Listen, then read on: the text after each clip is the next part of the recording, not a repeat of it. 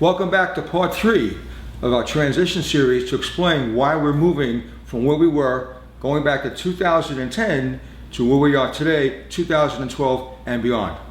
We're going to start this with 2 basic questions. Question 1, why are we doing firearms training? Why are we doing firearms training? Question number 2, why are we managing our resources? Why are we managing our resources? The answer, our desire to survive a dynamic critical incident, also known as a combat ambush. As we go into part 3, let's talk about this thing called a dynamic critical incident. What is it? Obviously, it's a defensive, and I want to highlight defensive situation that is, number 1, surprising. We did not expect it to happen, number 1. Number 2, it is chaotic.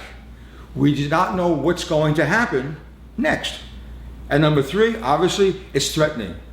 This is obviously an identifiable threat.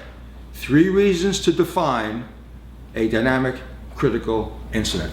Okay. Now that we've talked about that dynamic critical incident, how do we prepare? Psychologically, there's a concept called combat accuracy. Now, think about what's being done day to day all across the country at an indoor range. The average student comes in, has their gun, loads their gun, goes to the countertop, puts up a nondescript target, go bang, bang, bang, bang, bang, and their goal is to get every round in the same hole.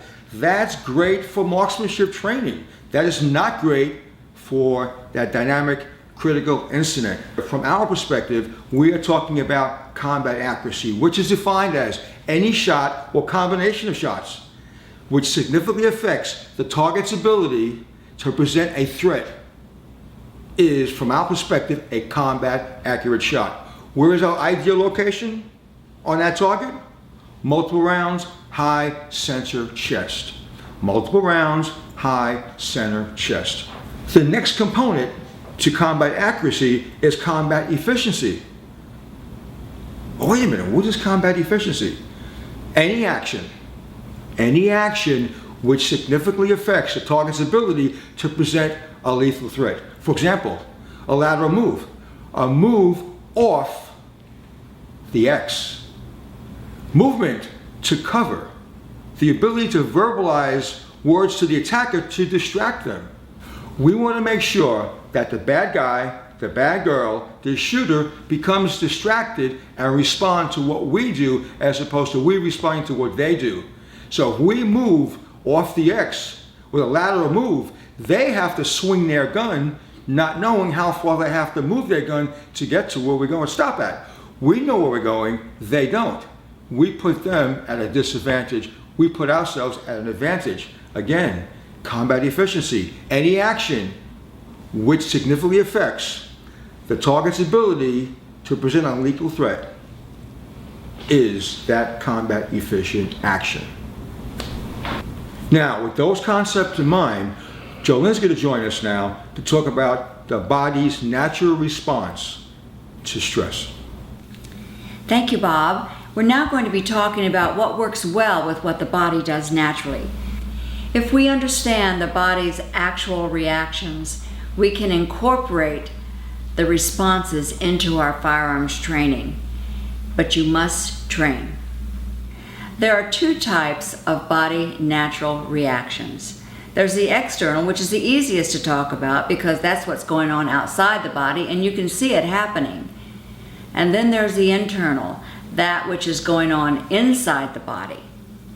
There are 3 external BNRs. The first one is that you're going to lower your center of gravity when you hear the noise or there is a commotion going on. Your knees will bend, your hips will flex, you're ready to move. The second one is that your eyes are going to orient toward the threat. If it's behind you, your head will turn to look for what is happening, where it is. The third BNR is that the hands will move up into the line of sight. If you were being attacked by a dog, your hands would be lower, and if someone was trying to hit you on the head, your hands would move up higher. Now Bob is going to discuss the 3 internal BNRs. Thanks, Jolyn. I'm going to briefly talk about the body's 3 internal BNRs. And I'm saying briefly only because this video segment is not designed to give you a full understanding of the concept. We'll cover that later on. Now, the 3 internal BNRs. Number 1, we will have an increase in blood flow to the cones in the eyes.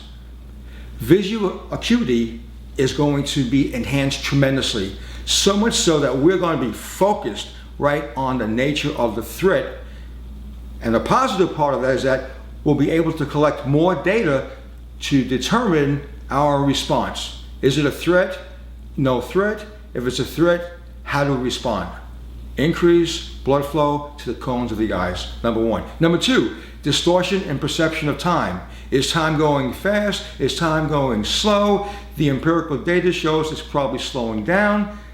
Are we worried about that? Not really, but it's a response that doesn't happen internally to the body. Number 3, which is also critically important, decrease in blood flow to the extremities, specifically in the hands. Now wait, we've heard this before. Decrease in blood flow to the extremities. Our fine motor skills will be impacted.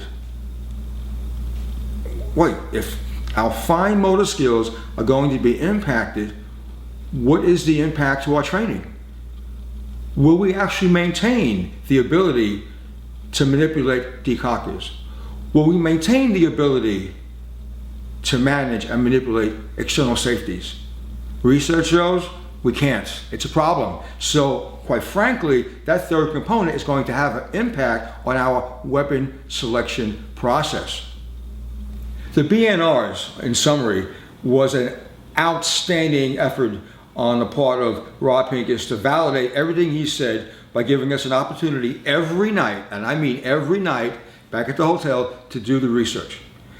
As part of that researching process, we want to point out to you 2 internationally recognized subject matter experts whose expertise is the psychology and physiology of deadly conflict. Number 1, Lieutenant Colonel Dave Grossman, and number 2, Bruce Sell. Once you review their research, you will reach the same conclusions that Jolyn and I have come to, that something has to be different in our training going forward 2012 and beyond. We want to thank you for watching our video today, and we hope you enjoyed it.